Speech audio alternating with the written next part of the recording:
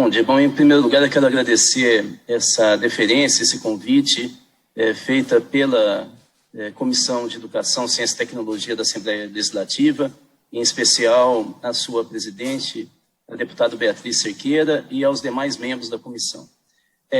Eu vou procurar fazer uma fala objetiva dentro de 10, 15 minutos no máximo. Eu gostaria de começar dizendo basicamente o seguinte: eu quero fazer um panorama rápido aqui de como que a questão da gestão educacional das escolas públicas do Brasil, ela vem sendo abordada e é um objeto, digamos, de intenção e de desejo dos empresários brasileiros há muito tempo, desde a Segunda Guerra Mundial. Vou tentar discorrer rapidamente aqui sobre esse processo. Por favor, o próximo slide, são só 4 slides depois dessa capa. Primeiro slide, por favor. Bom, o modelo de gestão, o que acontece é que os Estados Unidos, depois da Segunda Guerra Mundial, quando ingressam, então, na Guerra Fria, desenvolveram uma série de projetos de desenvolvimento, de apoio e de fomento à industrialização da América como um todo, mas em especial ao Brasil, e para a educação. A preocupação dos Estados Unidos era de que eles formularam uma série de projetos, como Ponto 4 e outros, em que eles definiam que países rurais eram países mergulhados na pobreza e na desigualdade e na estagnação. E por isso era necessário um processo de industrialização acelerado para que essas populações que viviam numa condição desfavorável a seu próprio sucesso individual e familiar não caíssem na tentação do discurso revolucionário, socialista da União Soviética. E, por isso, eles investiram nessas duas áreas, fomento à industrialização acelerada e educação. Na educação, nos anos 50, os Estados Unidos... Bom, da passagem de 49 para 50, os Estados Unidos desembarcaram aqui em Minas Gerais e fizeram um convênio com a Secretaria de Finanças do Estado, dirigida na época pelo Magalhães Pinto, para, então, em parceria, desenvolver o que seria a extensão rural na época, a ACAR, com um modelo protestante de organização, baseado numa dupla de técnicos avançados que trabalhavam a economia doméstica na propriedade rural e as tecnologias baseadas no pacote de agrotóxico, tratores, uso de maquinário pesado na produção e pacotes de desenvolvimento das plantas e tecnologias que envolvia semente e assim adubos e assim por diante. A intenção foi, quem veio dos Estados Unidos desenvolver essa tecnologia e essa organização, que na época não se chamava Emater, mas ACAR, foi a Fundação Nelson Rockefeller. A intenção era vender todos os derivados de petróleo, né, como agrotóxicos e assim por diante, e equipamentos industriais que no momento o Brasil não produzia em escala para a agricultura.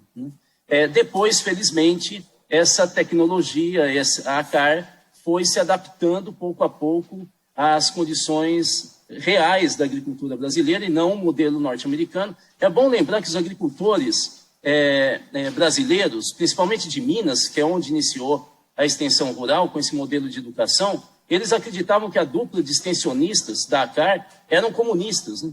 Pela característica deles muito diferente e diferenciado da lógica rural do Brasil. Ou seja, essa visão de aportar um modelo externo sem respeito à cultura e sem diálogo com a cultura local, territorial. Minas foi, paralelo a essa questão rural, Minas, de maneira geral, foi um laboratório dos Estados Unidos para levar educadores, Minas e mais 6 estados do Brasil. Rio Grande do Sul, Paraná, São Paulo, Rio de Janeiro, Bahia e Pernambuco, e Minas seria o 7º, que recebeu recursos em convênios com os Estados Unidos para levar educadores a partir da década de 60 aos Estados Unidos para estudarem 2 temas da educação, currículo e gestão. O modelo de gestão e organização das escolas passa a partir daí ter uma conformação anglo-saxônica, absolutamente focada em metas, numa certa racionalidade da organização do espaço e que foge muito das características culturais do Brasil, como o próprio Anísio Teixeira demonstrou a partir da sua proposta de escola-parque, para citar um dos exemplos nativos de experimentação de organização, de gestão e organização escolar. Aqui na foto vocês estão vendo um clube de jovens chamado 4S, criado a partir dos anos 50 aqui em Minas Gerais. Eu queria só destacar aqui, para passar para o próximo slide, uma questão que, a partir dessa visão, os conceitos básicos de gestão implantados pelos Estados Unidos aqui no Brasil passaram a ser a de eficácia e eficiência. Esses são dois conceitos autorreferentes, porque eles não dialogam com a cultura local nem com a comunidade.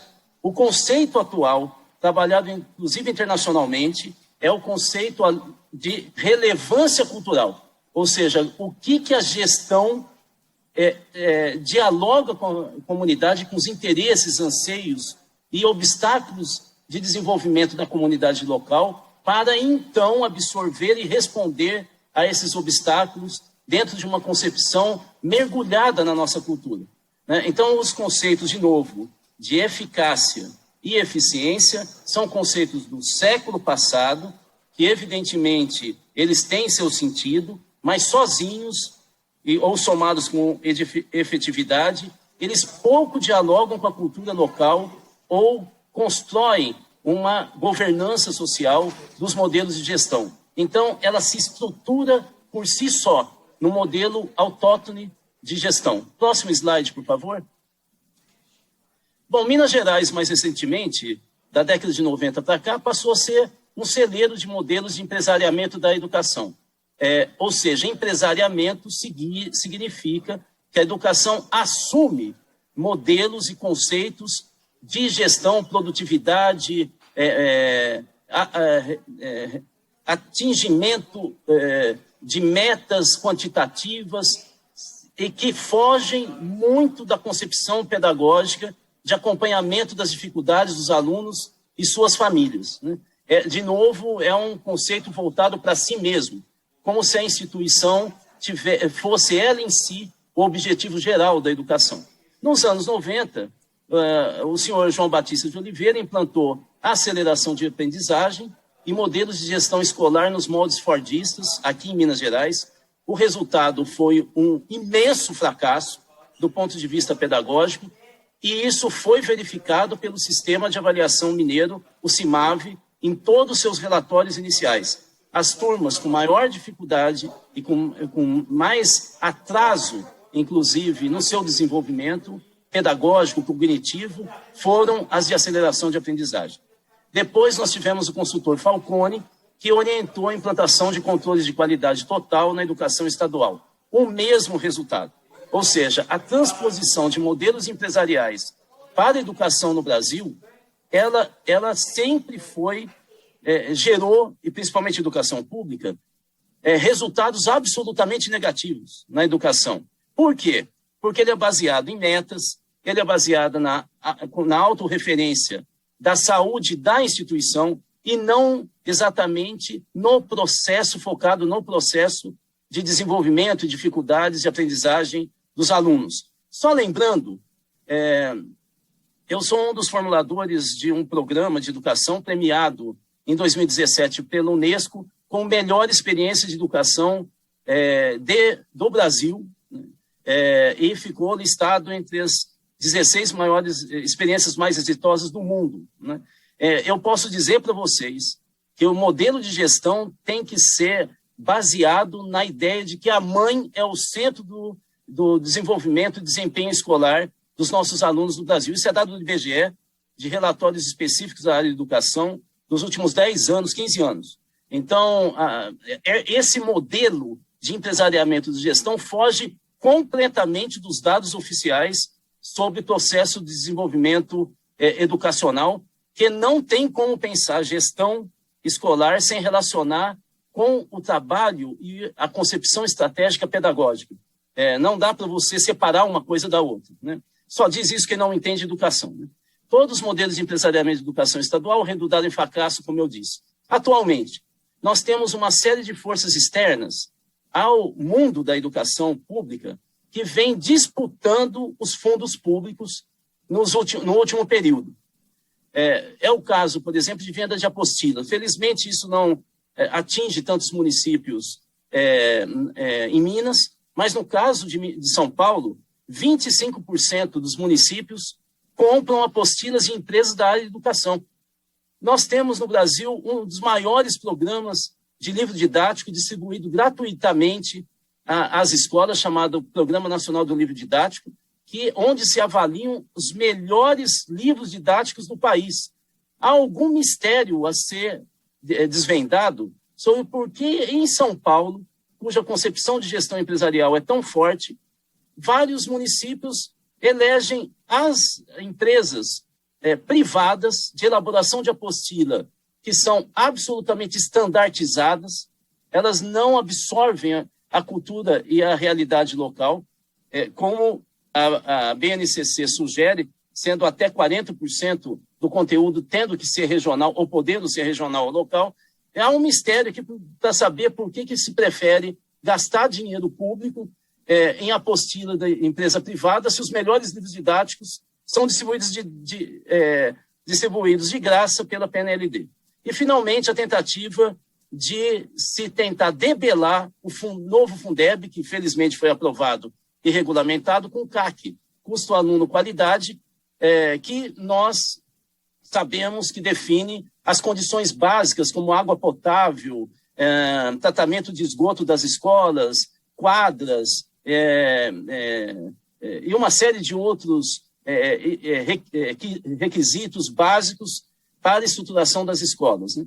Nós estamos tendo também a tentativa de captura dos recursos públicos pela militarização das escolas para aumentar o soldo dos gestores militares aposentados que passam a gerir, como se nós não tivéssemos na educação uma experiência enorme de gestão. Aqui é uma confusão imensa, porque as escolas públicas elas não têm paralelo com escola particular, porque efetivamente elas acolhem o maior número da população brasileira pobre, né, desfavorecida.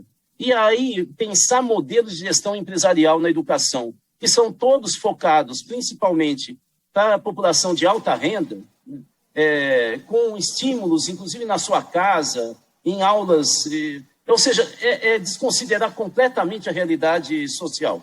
ONGs que tentam acessar recursos com modelos de oficina, homeschooling. Hoje o secretário estadual de Educação de São Paulo, ligado à Fundação Lehman, ele vem sugerindo a adoção de uma vez por todas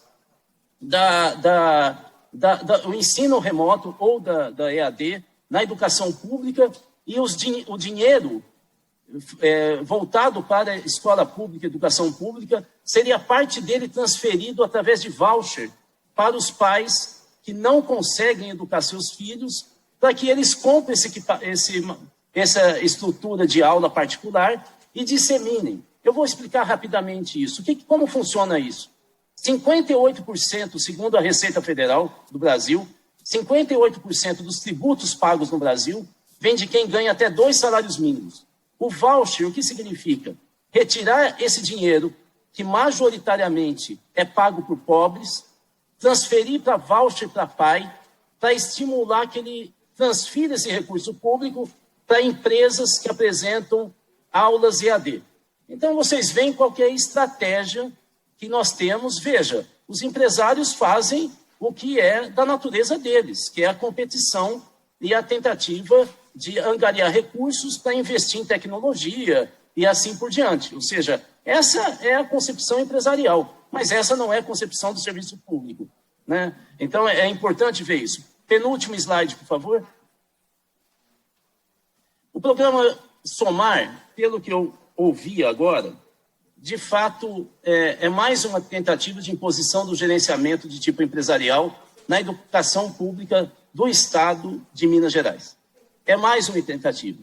É importante a gente entender que, felizmente, nós não temos uma cultura avançada de empresariamento e de valorização da gestão empresarial entre os educadores de Minas Gerais. Felizmente, a cultura é absolutamente refratária a isso e muito cuidadosa.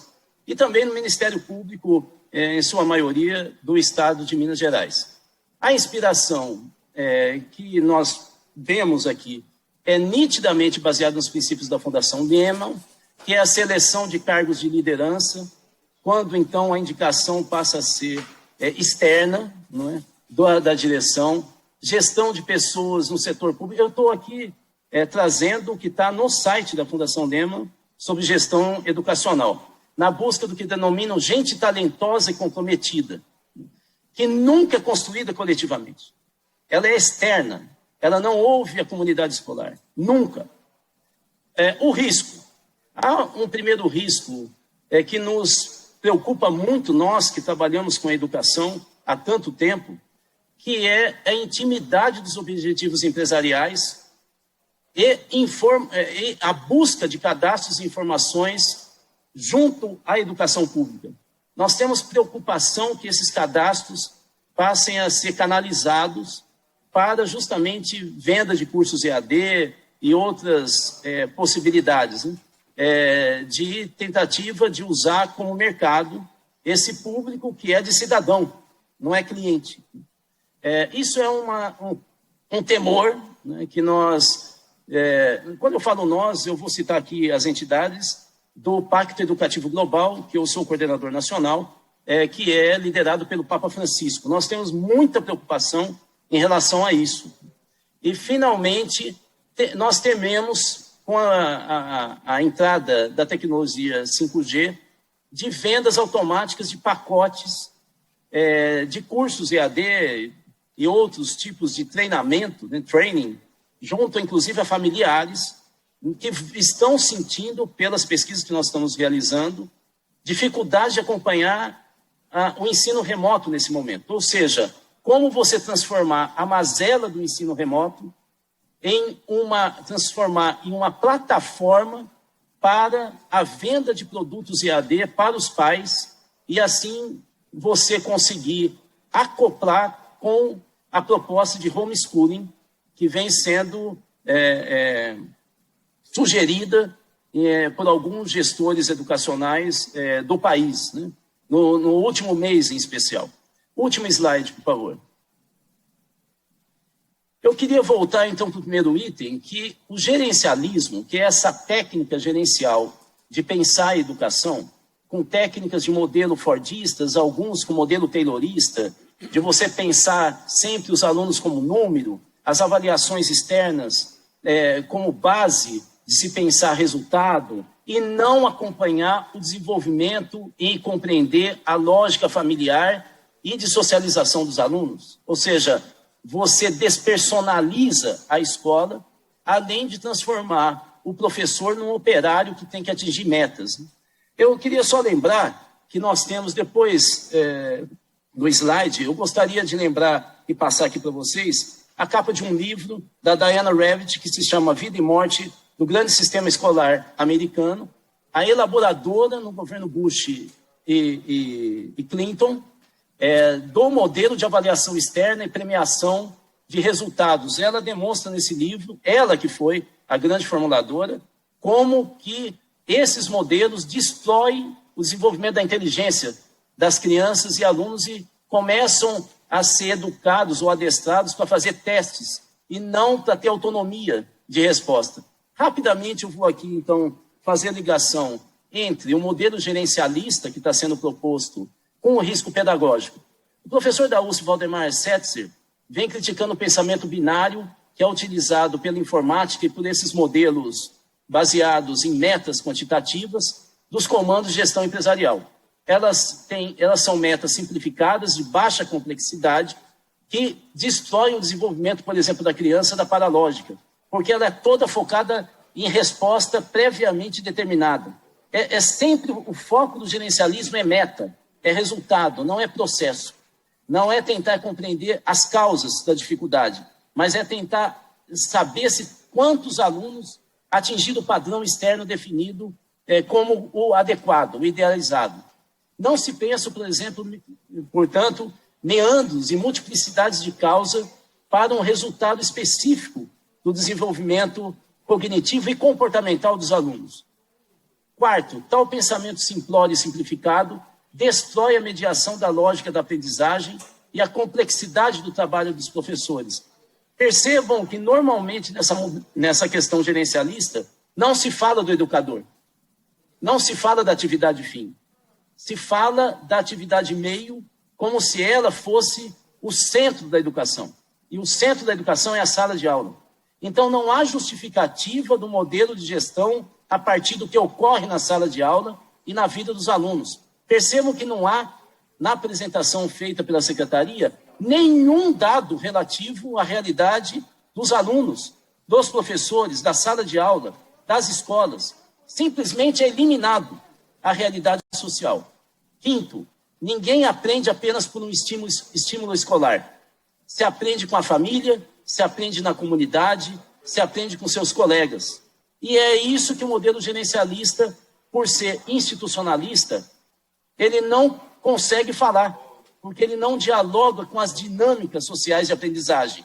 Ele foca tudo na escola, como se ele fosse digamos, uma instituição absolutamente apartada da realidade social do aluno. Ele sai da escola e ele vai ter outros contatos, e como a Secretaria Estadual de Educação não sabe ao certo quais são esses contatos, porque não pesquisa as famílias, ele acha que ele desconsidera essa realidade no processo de aprendizagem.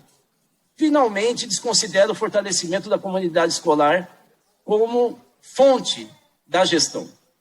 Ou seja, vocês perceberam que não há nenhum anúncio, nenhum indício de uma ampla governança social que possa estar pensando a gestão escolar. Ela é sempre nas estruturas e esferas de administração para cima, nunca envolve para baixo, porque o gerencialismo pensa os cidadãos como clientes. Isso vem do modelo de reforma, nova gestão pública da Inglaterra, e que nós adotamos aqui no Brasil desde os anos 90.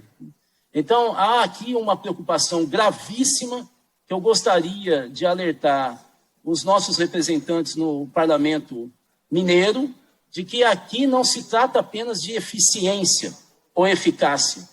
Aqui se trata de um modelo de concepção empresarial para fragmentar o sistema educacional e trazer as concepções de lucro, de meta, de impessoalidade para a educação pública, algo que Minas, felizmente, sempre refutou e sempre lutou por um modelo humanizado de acompanhamento da realidade concreta da sua população.